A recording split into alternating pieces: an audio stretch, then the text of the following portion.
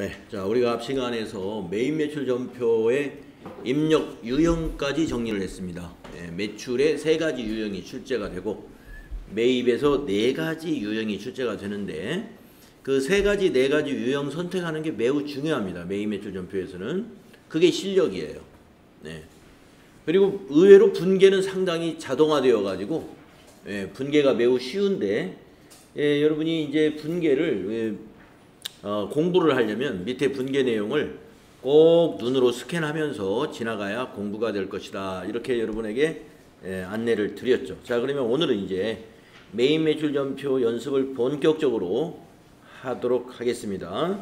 자, 수행 내용 1번 보시면 거래 명세서에 의한 전자세금 계산서를 발급하고 전송하시오라고 했습니다. 자, 이 거래 명세서를 보고 매입 매출 전표에 전표 입력을 한 다음에 전자세금 계산서를 발급도 하고 국세청에 전송도 해라, 이런 얘기입니다.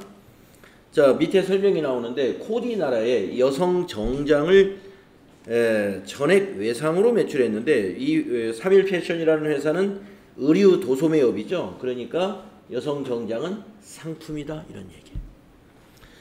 자, 거래 명세서를 보시면 공급가액은 1000만원이고 세액이 10만원이잖아요. 우리가 상품을 매출했으면 이 세액 100만원을 누구한테? 코디나라한테 우리가 받을 거잖아요. 그래서 1100만원을 받을 텐데 이 100만원은 우리가 세금으로 납부해야 될 매출세액이란 말입니다. 그래서 매출세액에 대한 분계까지 할 줄을 알아야 된다는 것이죠. 네, 그래서 여러분 매출세액 분계 오늘 처음 하시는 거니까 여기다 분계를 한번 써보도록 하겠는데요. 제가 메모장에다가 같이 써보도록 하겠습니다.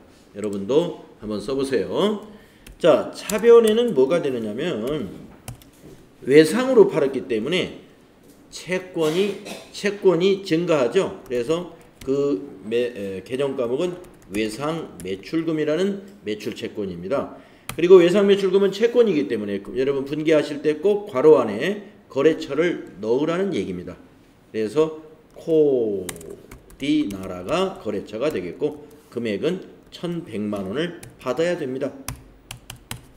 그래서 외상 매출금 코디 1100만원이 차변이 되겠습니다. 차변이요.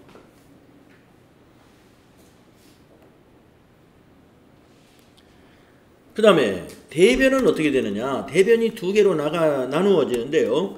공급가액 요 1000만원은 수익이 발생하게 되는데요.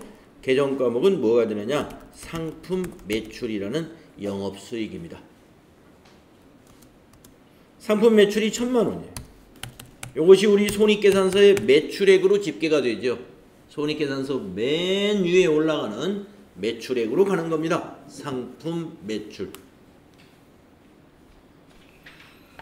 자, 그리고 100만원은 우리가 뭘로 분계해야 되느냐. 이 100만원은 코디나라에서 받아서 부가가치세 신고 납부하는 날 납부해야 됩니다. 물론 매입세 빼고 납부하죠. 그러나 일단 납부세액이 됩니다. 그런데 납부할 세금을 우리가 임시로 보관을 해야 되니까 이게 애수금인데 우리가 그냥 애수금이라고 하지 않고 이거는 부가세 애수금이다. 이런 계정 과목을 쓰고 있어요. 부가세 애수금이다. 그래서 100만원이 되겠습니다. 여러분 급여 지급할 때 공제하는 거 애수금은 우리 배웠잖아요. 네. 급여 지급할 때 공제한 것은 종업원의 직원들의 세금을 공제해 놓은 것이죠. 이거는 우리 거래 징수에 따라서 부가가치세는 거래 징수를 하고 있잖아요. 그래서 매입자로부터 세금을 징수해 가지고 우리 회사가 받아놓은 겁니다. 아, 선생님 아직 받은 거 아니잖아요. 외상이니까. 외상이라 하더라도 받은 걸로 간주합니다. 받은 걸로 간주해서 부가가치세 과세기간 종료일이 도래하고 신고일이 되면은 외상으로 했다 하더라도 우리는 부가가치세법에서 공급 시기를 뭘로 하냐면은 상품을 인도하는 날을 공급 시기로 봐요. 그렇기 때문에 이미 공급이 됐다는 것은 이걸 수익을 인식하고 이 부채도 인식해야 돼요. 예. 그래서 이거는 외상이라 하더라도 납부할 세액에 포함을 시킨다. 납부할 세액에 포함을 시켜. 근데 나중에 납부할 세액으로 포함을 시켜가지고 납부를 했는데 코디나라가 만약에 부도가 발생해가지고 못 받게 됐다. 1,100만 원을. 그러면 요 1,000만 원은 물건값이니까 우리 회사가 손해를 본다 하더라도 요 100만 원 정부에 낸 세금은 어떻게 해야 돼요? 받아내야 되겠죠. 그래서 부가가치세, 우리 매출세 구조에서 우리 배웠죠? 예. 대손세액공제라는 게 있죠. 예, 갑자기 생각이 안 났어요. 대손세액공제. 그래서 대손세액공제를 해서 예, 국세청에 납부한 세금은 나중에 빼주는 거죠. 대손세액공제는 5년간 유효하죠. 5년간. 자, 이렇게 해서 요 분계, 여러분 이제 앞으로 요 분계에 익숙해야 되고요. 이 분계가 잠시 후에 보시면 이게 자동으로 만들어지기 때문에 여러분이 분명히 이렇게 배웠는데 나중에 전표 입력할 때는 분계를 안 해요. 예, 요게 자동으로 만들어진다 이겁니다. 참 좋죠. 그런데 예, 밑에 꼭 요 분계가 제대로 됐는가 쭉 공부하면서 이걸 반복적으로 눈에 넣어야 됩니다. 그래야 이론을 제대로 맞출 수가 있어요. 자, 그러면 이제 전표 입력해야 되겠네요. 예, 전표 입력 다 같이 하겠습니다. 자, 매입 매출 전표 실행을 하셔서 날짜부터 입력할까요? 매입 매출 전표 실행을 했으면 날짜가 며칠이라고요? 거래명세서에 있는 예, 날짜를 입력합니다. 7월 10일인데 7월 달이 계속될 것 같아요. 그래서 월만 입력하시고 일은 비워두는 방식으로 한번 해보겠습니다. 그러면 일반 전표에서도 그랬듯이 여기다가 날짜를 쪼로록 입력하면서 예, 모아서 입력을 할 수가 있어요. 그래서 여기다가 월만 입력하시고 일은 비워두어라 이런 얘기입니다. 그런 방식으로 한번 해볼까요? 자, 10일 겁니다. 자, 날짜 10일 입력하시고 그러면 이제 다음 칸으로 유형이라는 칸으로 가는데 이게 매우 중요하다고 제가 말씀드립니다. 예. 매입 매출 전표에서는요. 이 유형을 잘못 선택하면 위에 거는 몽땅 틀리고요. 밑에 분계도 자연스럽게 틀리게 되는 경우가 많아요. 그래서 이 배점을 완전히 놓치게 되는다. 이렇게 보시면 돼요. 이거 제일 중요합니다. 유형. 자, 그러면 유형이 뭐냐? 우리가 지금 매출을 했습니까? 매입을 했습니까? 매출했죠? 네, 매출했습니다. 그러면 여기서 보시면 안 돼요. 자, 매출에서 11번 우리가 시험에 나오는 게 FAT 1급에 나오는 게 11번 과세 매출, 13번 면세 매출, 17번 카드 과세 매출이 있어요. 시험에 나오는 게 17번 카드 과세, 13번 면세, 12번이 아니라 그 위에 있는 11번 과세. 네. 자, 여러분 상품을 팔았습니다. 여성 정장. 이거 과세입니까? 면세입니까? 카드로 팔았습니까? 과세죠. 예, 그래서 여러분 11번 과세를 선택할 때는 언제냐면은 세금 계산서가 있고 세금이 있는 거. 이거 11번 과세입니다. 선생님 세금 계산서 없는데요? 우리가 발행할 거예요. 지금. 거래 명세서를 보고 세금 계산서 바로 발행할 거예요. 그러니까 세금 계산서 있는 거고 그 다음에 세액이 있죠. 100만 원. 무조건 11번 과세 매출입니다. 상품이 아니더라도. 만약에 회사가 사용하던 운반용 트럭을 중고 자동차에다 팔았다. 그런데 세금 계산서 있고 우리가 발행했고 세금이 있어요. 11번 과세 매출. 상품을 팔아도 11번 과세 매출. 카드로 팔았으면 17번 카드 과세. 예. 그러니까 상대방이 카드로 결제한 것이 카드로 팔았다는 거죠. 예. 그러면 아까 여기 시험에 나오는 13번 면세는 뭐냐? 우리 회사가 면세를 겸용한다. 면세 사업과 과세 사업을 겸용한다. 그러면 지금 우리 3.1패션이 의류 도소매업이란 말이에요. 의류는 다 과세죠. 그런데 이제 아마 뒤에 이런 문제가 나올 거예요. 잡지를 만들어서 제작해서 판다 이거예요. 도서는 면세예요. 만약에 패션 회사가 잡지를 만들어서 판다 그러면 그 재화는 면세입니다. 그럴 때 13번 면세를 선택하는데 13번 면세는 세금 계산서가 아니라 계산서 매출이다 이렇게 보시면 돼요. 세금이 없어야 돼요. 면세니까. 계산서. 세금이 있으면 세금 계산서. 세금이 없으면 계산서. 자, 그래서 이제 매출이 쭉 나올 텐데 요 세 개를 우리가 연습을 하게 될 거예요. 자, 11번 키보드로 입력하는 게 좋아요. 예, 11번. 마우스로 클릭할 때 실수를 많이 합니다. 네. 여기서 정확히 마우스를 11번을 클릭하는 사람도 있지만 네. 그 옆에 밑에 12번을 찍는다든가 이렇게 하고 모르고 지나가요. 예, 그래서 저는 키보드로 11 이렇게 입력해 주기를 권장하고 품명은 거래명세서에 있는 품명 그대로 입력하는 거예요. 그리고 엔터를 치고요.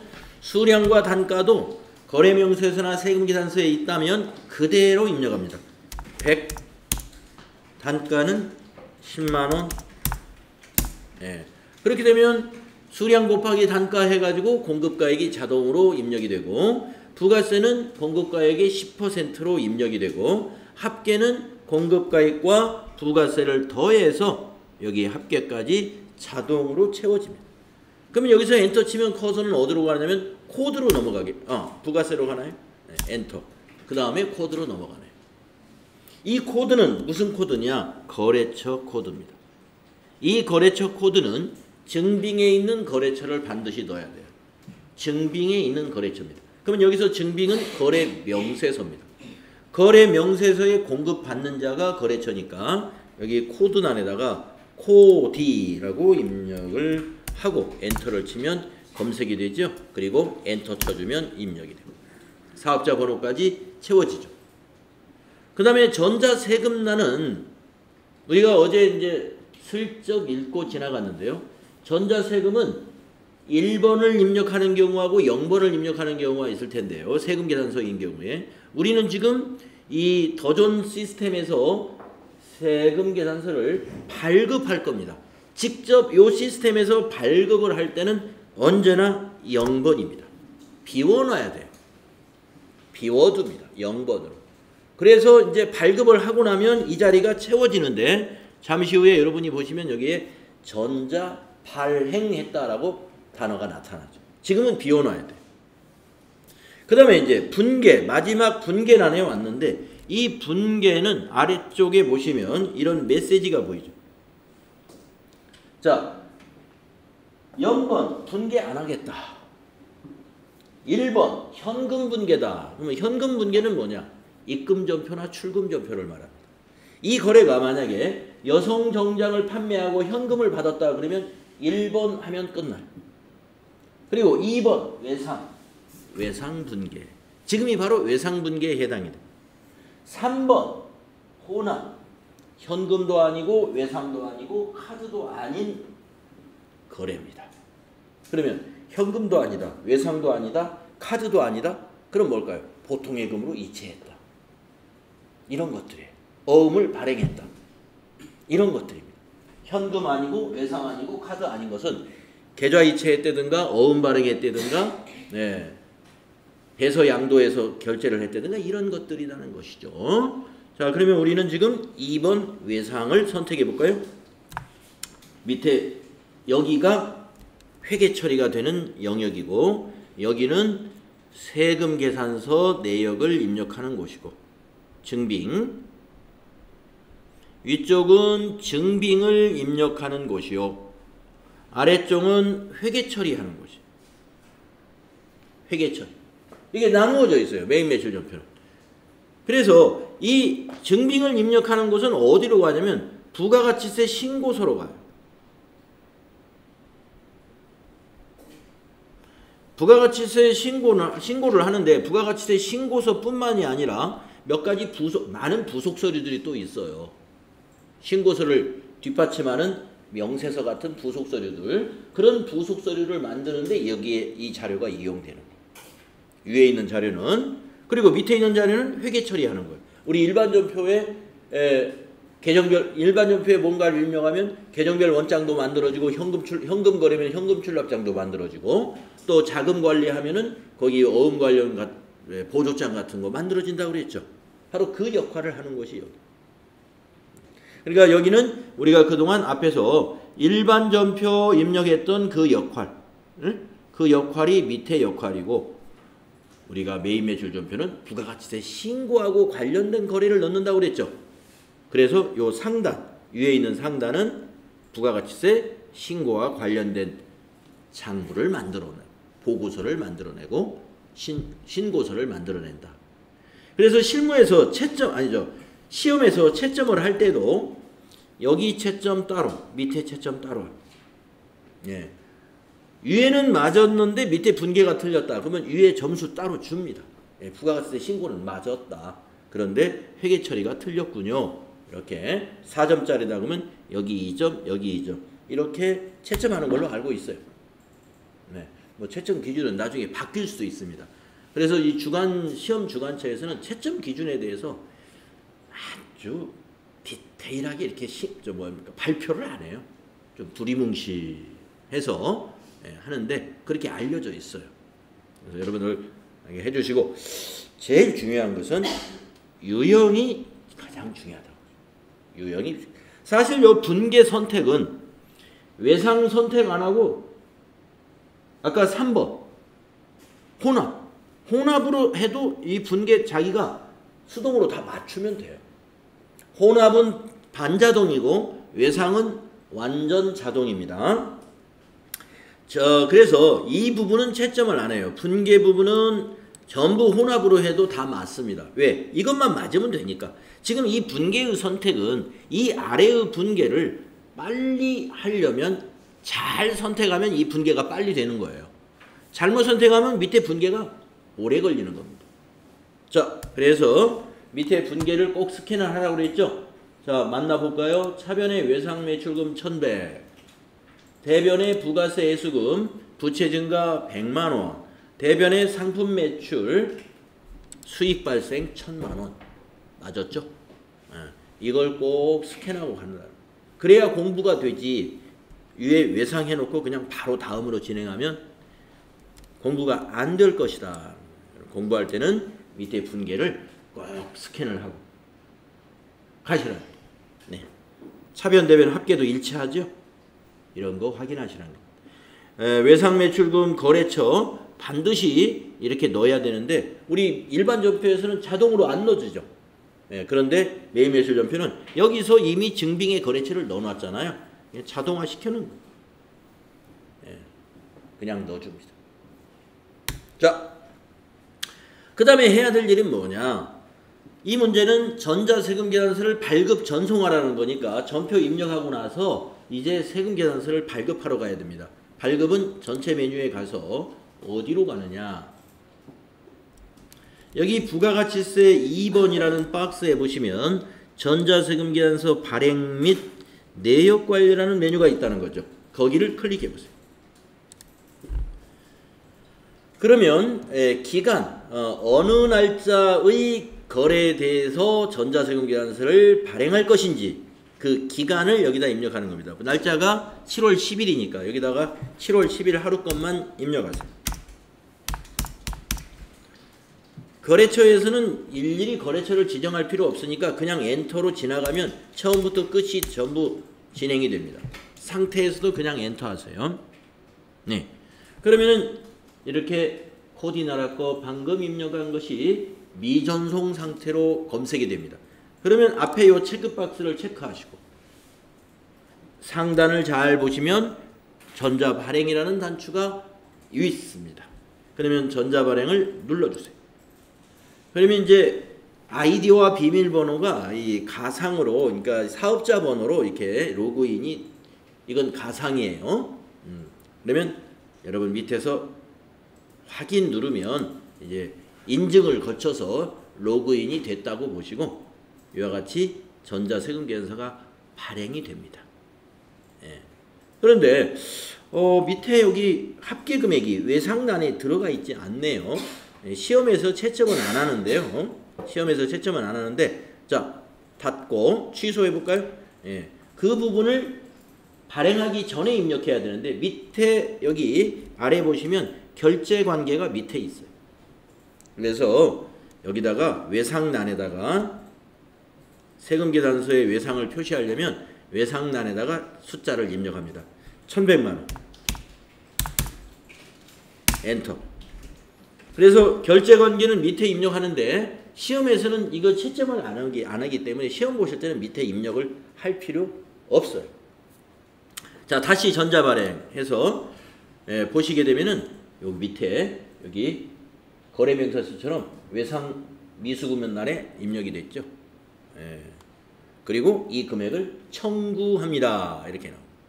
만약에 현금 받았다라고 하면 여기가 이 금액을 영수함, 받았다.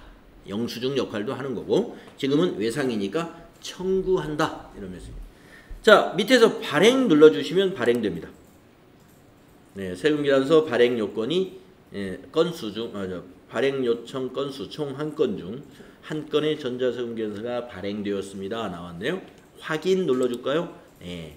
그러면 발행이 돼가지고 우리 실무용 프로그램에서는 다음날 12시까지 자동으로 전송이 일어나도록 프로그램이 되어 있는데 우리 시험에서는 전송을 해야 된다는 것을 우리 수험생들에게 교육, 각인하기 위해서 이 메뉴를 여기다 넣어놨어요.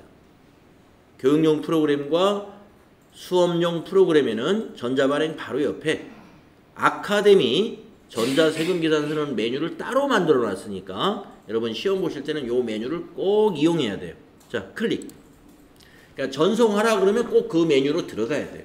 그러니까 수동으로 전송해라 이 말입니다.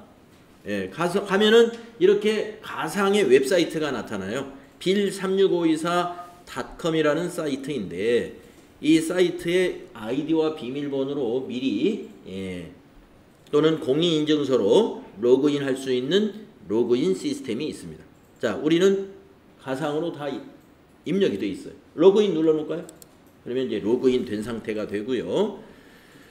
어느 메뉴로 가냐면 세금계산서 리스트라는 메뉴로 들어오게 되는데 여기에서 전송되지 않은 것만 빨리 찾아야 되니까 여기 미전송을 체크해주고 아래에서 매출 조회를 눌러야 됩니다.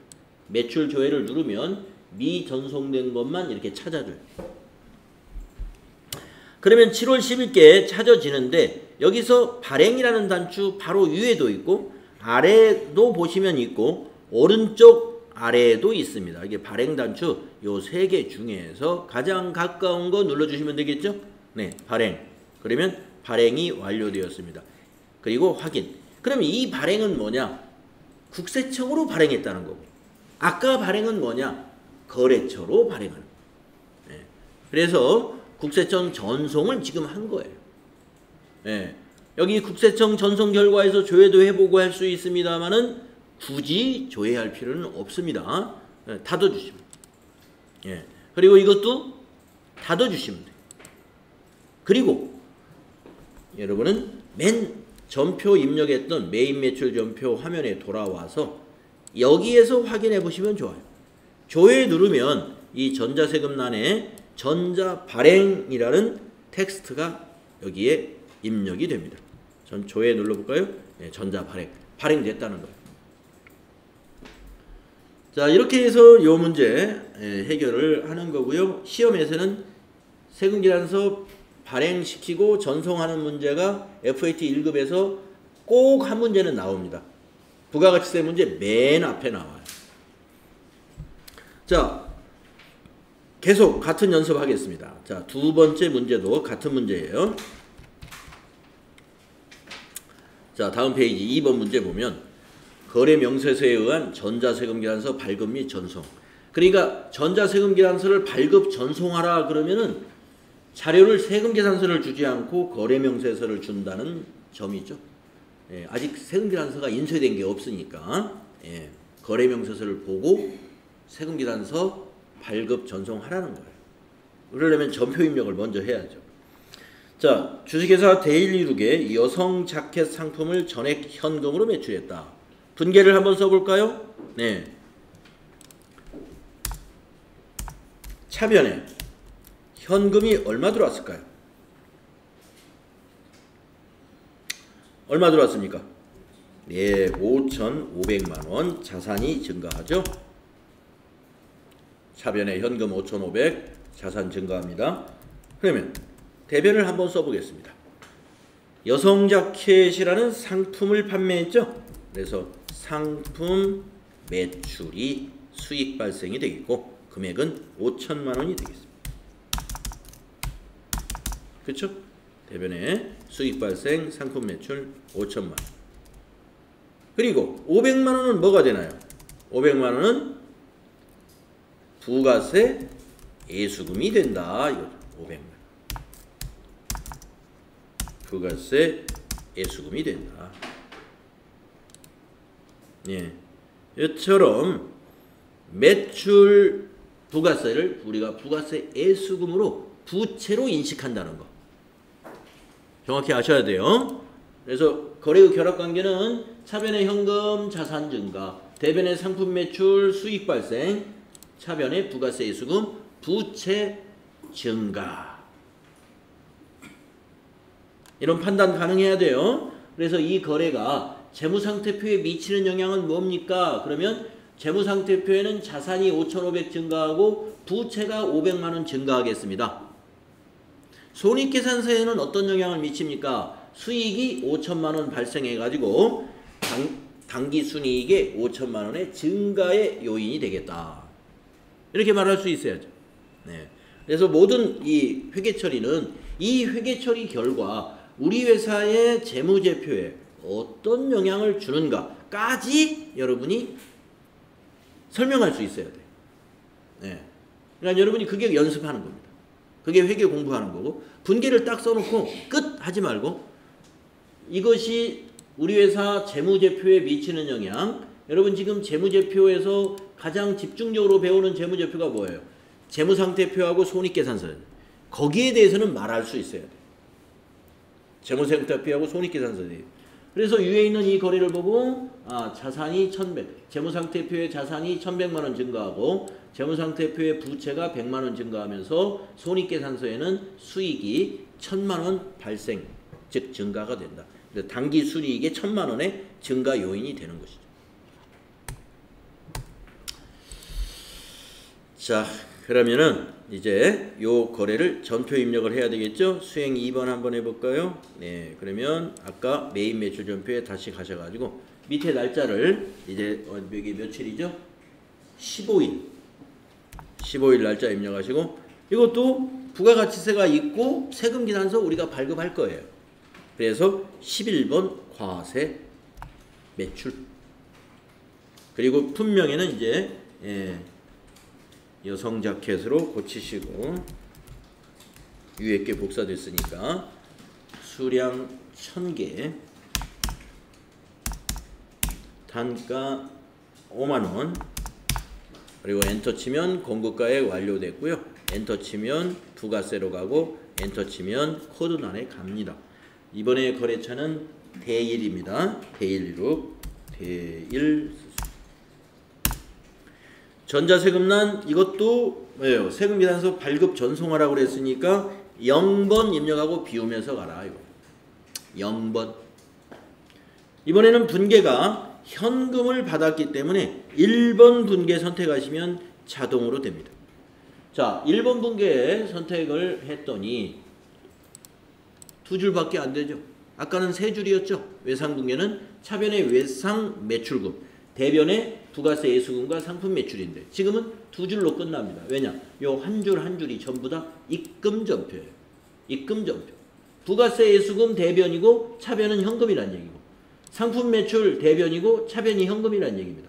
그래서 밑에 현금이 금액은 없는데 5,500만원 딱 집계돼 있죠.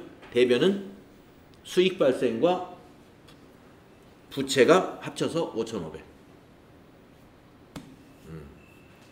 자동화되어 있어요. 그래서 여러분이 이거는 입금전표니까 이걸 머릿속으로 분계를 쓸 때는 입금조표 두 개다 이거보다는 차별의 현금 5,500, 대변의 부가세의 수금 500, 상품 매출 5,000. 아까 우리 그 위에 분계를 손으로 썼던 거 그걸 머릿속에 그려 놓으셔야 좋겠습니다. 자, 그러면 세금계산서 또 발행하고 전송하러 가겠습니다. 자, 전체 메뉴 눌러서 다시 부가가치세 2에서 전자세금계산서 발행 및 내역관리를 클릭을 하고 날짜를 또 입력한다는 거죠. 네, 7월 15일부터 또 7월 15일 엔터 엔터 엔터. 네. 그리고 밑에 현금란에 이건 자동으로 입력되어 있네요. 네, 이건 그대로 확인하시면 되고 여기 앞에 체크박스 체크하시고 위에서 전자발행 밑에서 확인. 네. 이제 세금계산서가 필요적 기재사항이 제대로 되어 있는지 여기 필요적 기재사항이 이 자리하고 작성일자, 공급가액과 세액 이 자리죠. 이것이 누락되어 있거나 잘못되어 있으면 이거는 곤란하죠. 그래서 필요적 기재사항 확인하는 거예요. 자, 오케이, 잘 됐습니다. 아까는 외상이어서 청구함 그랬는데 현금란에 들어가니까 이 금액을 영수함, 이미 받았다. 자, 밑에서 발행 눌러주시면 마치게 되겠습니다. 그리고 나서 전송하러 가야 된다고 그랬죠. 네, 그래서 위에서 아카데미 전자세금계산서 클릭하시고 로그인 한번 다시 한 다음에 미전송 위에서 체크하고 바로 밑에서 매출조회 그리고 가까운 발행을 눌러줘라. 그리고 확인, 그리고 확인 누르면 끝. 네, 닫고 또 한번 여기 닫고 매출전표에 와서 조회를 한번 눌러서 잘 처리됐는가 한번 확인해 보면 끝. 자, 다음 244페이지. 문제 두 개였나요? 네. 그래서 두 개만 해봐도 여러분이 이거 이제 문제 나오면 충분히 할 수 있겠구나. 자신감이 있죠. 어렵지 않으실 거예요.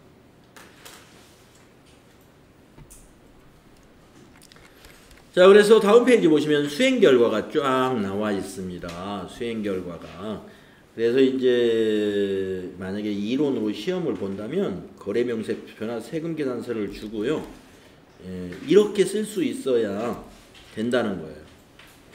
그러니까 프로그램에다 입력은 당연히 할 줄 알아야 되지만 이렇게 종이로 시험을 볼 때는 여기다 쓸 줄 있어야 돼. 그걸 보고 이건 과세, 품명, 수량, 단가 그대로 보고 적고 그거 다 그대로 적으면 되겠죠. 전자세금은 비워놔야 된다. 비워놓고 분계 유형은 외상분계구나 해놓고 이걸 쓸 수 있어요.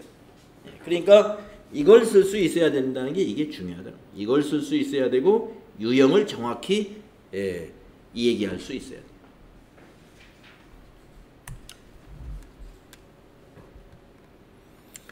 네, 그래서 우리가 처리된 대로 여기 잘 설명이 되어 있습니다.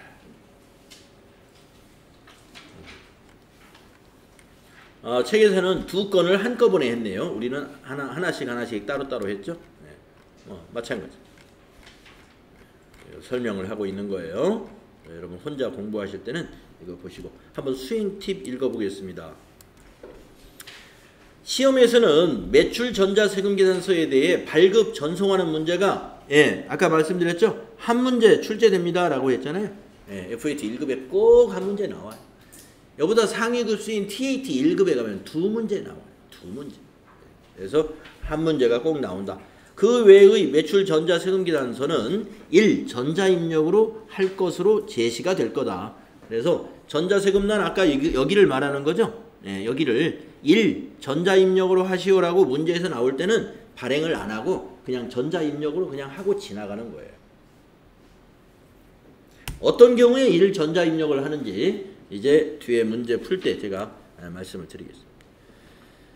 자, 그 다음에 이제 필요지식에 보면 전자세금계산서 발급을 발급 전송을 취소할 때는 이런 역순으로 하라. 예. 취소할 때는 역순으로. 어떻게 역순이 될까요? 먼저 아카데미 전자세금계산서에 가서 전송된 거를 조회해가지고 그거를 전송 취소를 시키고 그 다음에 발급 취소를 또 시키고 여기 가면 발행 취소가 있어요. 여기에서는 전송 취소를 하고 전송 취소는 밑에 취소가 있어요. 전송 취소를 하고 그 전 화면에 와서는 여기서 발행 취소를 하고 여기 체크를 해가지고 여기 발행 취소. 그렇게 하면 취소가 된다. 이거. 취소할 때는 역순으로 하는데 시험에서는 취소하는 건 안 나오니까요. 여러분 여기 참고로 그냥 248페이지는 알아두시면 되겠고. 그러면 이제 계속해서 문제를 또 진행을 해보면 다음 페이지에 249페이지에 문제가 있죠. 다음 자료에 매입 매출 전표를 입력을 수행하시오. 좀 추운가요? 또 좀 높여보겠습니다. 단 전자세금계산서의 발급 및 전송 업무는 생략하고 전자세금계산서 및 전자계산서는 전자세금란에 1 전자입력으로 하시오. 네, 시험에서도 이렇게 나와요. 네. 발행하는 거 매번 전표마다 전부 발행을 하라고 하지 않고 여기서부터는 이제 발행하지 말고 그냥 발행된 것으로 해라 이거예요. 1 전자입력. 이거는 발행된 것으로 입력을 하는 것입니다. 그건 발행된 것이라는 건 뭐냐? 예를 들어서 실무로 말한다면은 전자세금계산서 발행은 홈택스에서 했어요. 국세청 사이트 홈택스에서도 세금계산서 발행을 할 수 있어요. 거기서 발행을 했고 홈택스에서 우리 회사 장부까지 해주진 않죠.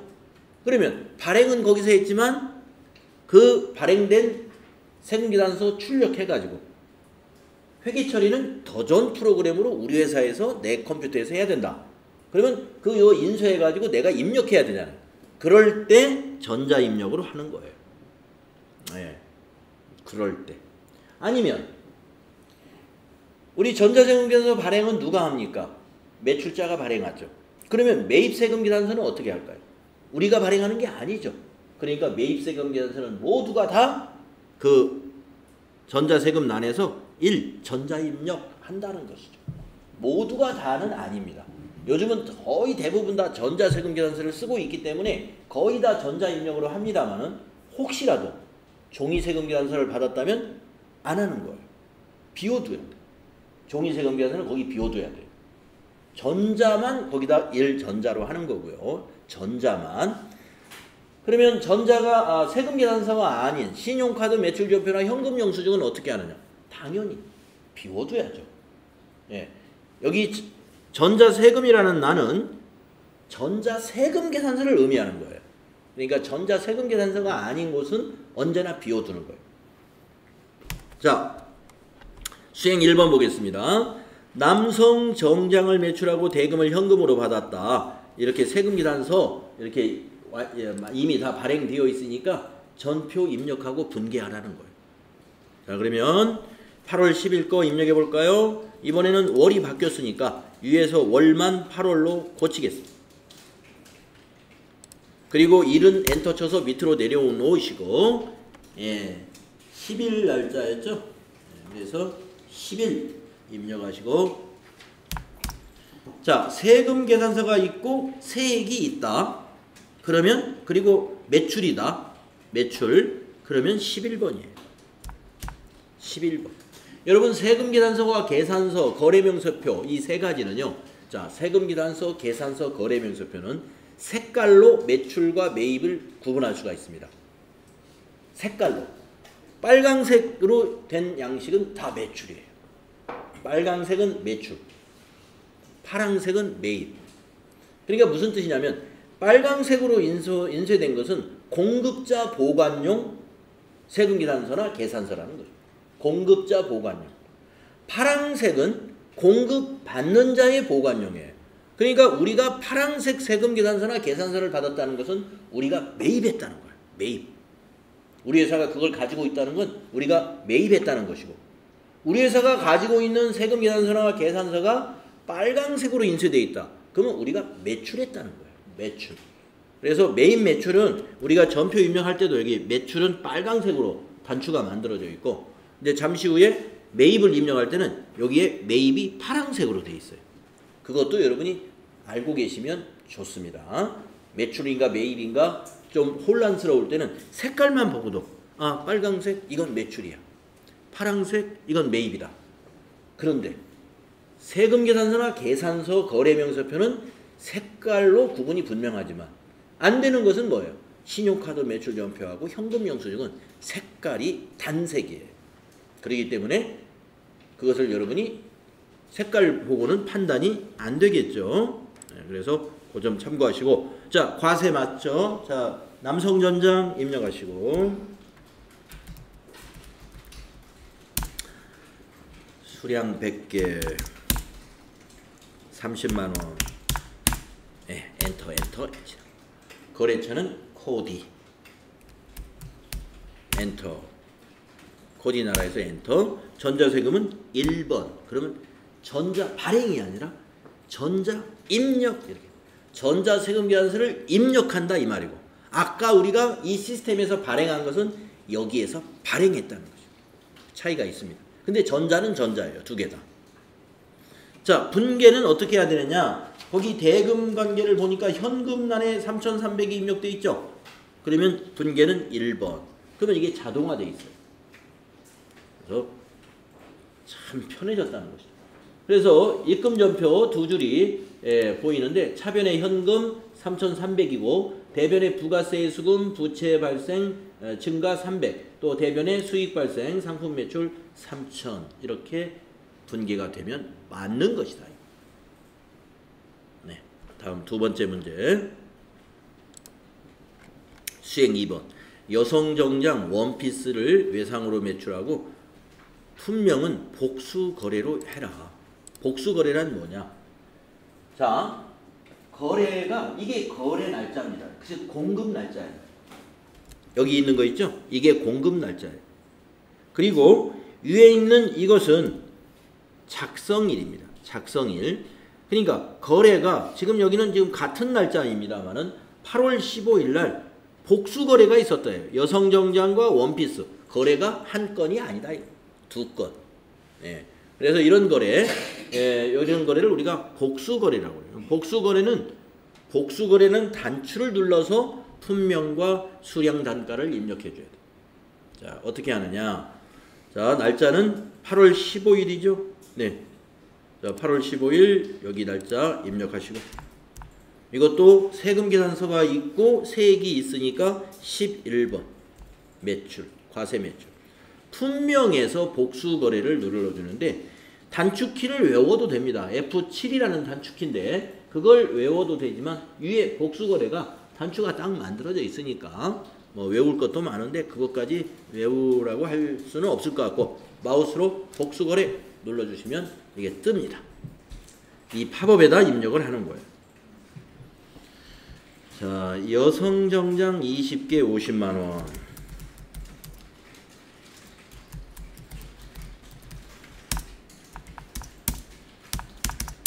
엔터 지나면 밑으로 내려오죠.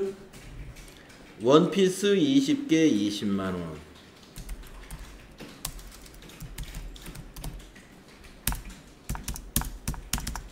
엔터 하면 되고요. 여기서 이제 다 입력해 가지고 원래 화면으로 복귀할 때는 탭키를 눌러도 되고, 우리 키보드의 탭키, 마우스로 확인 단추 옆에 탭이라고 써 있죠. 이걸 눌러 키보드 마우스로 이걸 클릭해도 되고요. 탭키 눌러도 됩니다. 그러면 품명 안에 뭐라고 들어가느냐? 여성정장 외 이렇게 들어. 그래가지고 합계를 이제 맞춰보는 습관을 좀 가져야 돼요. 1,540만 원. 그래서 이 세금 계산서에 합계가 1,540만 원 이렇게 딱 떨어져야 내가 복수거래로 이 수량과 단가를 정확히 입력했다는 것을 확인해야 되겠죠. 예, 그래서 우리가 요 금액이 틀리는 것은요, 그 문제 무조건 틀린 겁니다. 예, 전혀 뭐 감점 처리나 한다든가 이렇게 안 하는 게 두 가지가 있어요. 날짜와 금액입니다. 날짜와 금액. 동그라미 하나 더 들어갔는데 뭐 그러나 그거 무지하게 큰 문제예요. 그래서 무조건 틀립니다. 금액이 틀리는 것은. 그래서 숫자는 언제나 정확하게. 그래서 제가 키보드를 정확하게 쓰시라고 강조를 드리는 거예요. 동그라미 3개 하고 4개 차이는 엄청난 거잖아요. 그리고 7자하고 2자가 같은 게 아니지 않습니까? 그래서 숫자는 정확해야 된다는 거죠. 숫자 조금 틀렸으니까 점수는 조금 주겠지. 그게 없어요. 그래서 무조건 뭐가 정확해야 된다? 날짜하고 금액은 완전 일치해야 된다. 자, 그런데 보니까 틀렸어. 그러면 고치려면 어떻게 해야 되느냐? 아까 품명에서 다시 더블 클릭을 해요. 그러면 이와 같이 해당 라인에 복수거래가 존재한다. 복수거래를 삭제하신 후 작업하십시오. 복수거래 보기 누르면 돼요. 그럼 여기가 나오죠. 여기서 따다다닥 새로 입력을 해주고 다시 탭을 누르거나 확인을 누르면 고쳐져서 들어갑니다. 자, 코드란으로 가서 거래처는 멋쟁이죠. 멋쟁 엔터 하시고 엔터. 전자 입력으로 해야 되겠죠. 전자계에서 세금계산서니까 1번. 자, 이번에는 분계를 어떻게 해야 될까요? 외상이네요. 외상. 세금계산서 밑에 보면 외상이라는 걸 우리가 알 수 있죠. 청구함. 외상. 그래서 분계는 2번 분계하시면 됩니다. 그랬더니 차변의 외상 매출금 자산 증가 1540, 대변의 부가세 인수금 부채 증가 140, 대변의 상품 매출 1400, 수익 발생. 이렇게 여러분이 한 번씩 중얼거리고 다음으로 진행해야 된다. 공부할 때는. 시험 볼 때 그럴 시간은 없겠죠. 공부할 때는 꼭 이걸 한 번씩 중얼거리면서 넘어가야 이게 제대로 여러분이 학습이 되는 것이다. 그리고 꼭 이거 합계, 차대변. 이게 자동으로 됐기 때문에 틀릴 리는 없을 거지만 그래도 습관적으로 보셔야 됩니다. 다음 세 번째 문제로 가보겠습니다. 250페이지 세 번째 문제는 블라우스를 매출하고 대금은 신한은행 보통예금 계좌로 받았다라고 되어 있네요. 지금까지 현금으로 받았다, 외상으로 했다라고 했는데 이번에는 예금으로 계좌 이체 받았다는 거예요. 그러면 날짜가 며칠입니까? 20일이죠. 자, 20일 날짜 여기다가 입력해 주시고 이거 역시 세금 계산서가 있고 세금이 있는 매출 거래이기 때문에 11번 과세 매출로 유형을 선택하셔야 된다. 블라우스 수량은 100, 단가는 6만원, 그러면 600에 60만원 됐고, 거래처는 신사, 숙녀, 전자세금은 1번 전자 입력으로 해야 되고, 전자세금 계산서니까 분계를 이건 뭘로 해야 되느냐. 자, 밑에 제가 아까 그랬죠. 현금 거래 아니고 외상 거래 아니고 카드 거래 아닌 것은 혼합이다. 이게 지금 혼합으로 해야 돼요. 그래서 혼합은 3번이다. 그러면 반자동이에요. 혼합은 항상 반자동. 차변과 대변 중에서 확실한 거 한쪽만 지가 넣어줍니다. 대변은 자동화할 수 있다 이거죠. 대변이 뭐냐면, 자, 블라우스를 저렇게 팔았으니까 부가세 60만원 부채 분명하고 매출세액이니까 부가세 수금, 그 다음에 저 공급가액은 영업수익이니까 상품 매출 분명하다라고 지가 분계를 해놓은 거예요. 자, 블라우스 상품이니까 분명하죠. 분명하죠. 그런데 항상 분명한 건 아니에요. 이건 블라우스를 팔았으니까 상품 매출이 맞겠지만 만약에 사용하던 중고 트럭을 처분했다. 그러면 여기 상품 매출이 아니죠. 차량 운반부가 돼야죠. 그런데 이 자동화에서는 항상 상품 매출만 인식을 해요. 여기 저 위에 보고 지가 저기 품명에 만약에 트럭 처분 이렇게 했더라도 여기 인식이 안 돼요. 왜 그러냐면은 우리가 환경 설정에 가면요, 여러분들 첫 시간에 우리 환경 설정에서 이 회계에 보면은 매출의 경우에 기본 계정 과목이라고 이 매출 기본 계정 과목을 상품 매출로 우리가 잡아놨어요. 그러니까 매입 매출 전표에서 매출 거래를 입력하면 다 그냥 상품 매출로 지가 탁탁탁 잡아주는 겁니다. 대부분 상품 도소매업은 상품 매출이 맞기 때문에 이렇게 해놓고 쓰면 거의 다 고칠 필요가 없어요. 그러나 가끔 상품만 파는 게 아니라 아까 말씀드린 대로 비품을 팔 수도 있고 차량을 팔 수도 있고 이런 일이 있기 때문에 그런 때는 예외적으로 이걸 고쳐야 된다. 근데 지금은 고칠 일은 없어요. 자, 이제 세 번째 줄에 내려와서 차변만 넣으면 된다는 거죠. 지금 대변은 다 완성되어 있어요. 자, 차변이 보통예금이죠. 그래서 3번, 여기 차변은 우리 3번이에요. 3번. 차변. 계정 과목이 보통예금이죠. 보통하고 검색을 해도 되고, 지금쯤 103번 이렇게 외워두면 좋아요. 보통예금 103번. 보통예금은 우리가 중요합니다. 왜? 자칫하면 틀려요. 어디가 틀리느냐? 이 거래처를 안 바꾸고 지나가는데 우리가 이 자동화가 이 거래처가 언제나 여기에 있는 이 증빙에 있는 거래처가 항상 여기 자동으로 와버리거든요. 그럼 보통예금은 신사숙녀로 해면 안 돼요. 우리 일반 전표 입력할 때 보통예금, 당좌예금, 정기예금, 정기적금 이런 예금 관련 계정 과목은 어떻게 해야 됩니까? 은행을 거래처로 걸어야 돼요. 그래서 여기다가 660만 원을 입력한 다음에 밑에를 한번 보세요. 660만 원을 입력하고 나서 엔터 치지 말고 밑에 보세요. 거래처 코드 및 적요 변경을 위해서는 거래처 변경을 위해서는 이 거래처 변경 여기나 여기 위에서는 여기를 읽어보시라 이겁니다. 거래처를 변경하거나 적요를 변경하려면 이 금액을 입력한 후에 탭으로 이동을 하고 나중에 엔터를 사용하세요라고 안내를 써놨어요. 그러면 여기서 그러면 엔터 치면 뭐 큰일이 나는 것은 아닙니다. 엔터 치면 커서가 위로 올라가 버려요. 그러면 다시 밑으로 내려와서 이걸 고쳐야 돼. 그러니까 여기서 탭 하면은 위로 안 올라가. 커서가 안 올라가니까 그냥 여기서 바로 고칠 수가 있다. 그래서 여러분 매입 매출 전표 입력할 때 혼합 분계는 수동으로 하는데 수동으로 할 때는 맨 마지막 금액을 입력하고는 꼭 탭을 누르세요. 그렇게 한번 여러분이 습관을 들이면 그게 됩니다. 이 프로그램을 쓸 때 아예 그렇게 습관을 들이면 돼. 탭으로 이동하는 걸로. 자, 그러면 거래처는 어디가 돼야 되느냐? 신한은행 보통예금이니까 여기를 신한으로 고쳐야 돼. 이렇게 고치지 않으면 감점. 거래처 틀리는 것은 감점으로 채점을 합니다.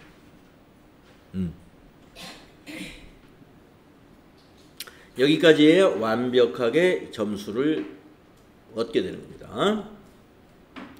자, 수행 3번을 했는데 4번 남아있고 5번 남아있기 때문에 우리가 좀 쉬었다가 해야 될 것 같아요. 그래서 여기서 끊고 쉬었다가 4번부터 이어서 하겠습니다.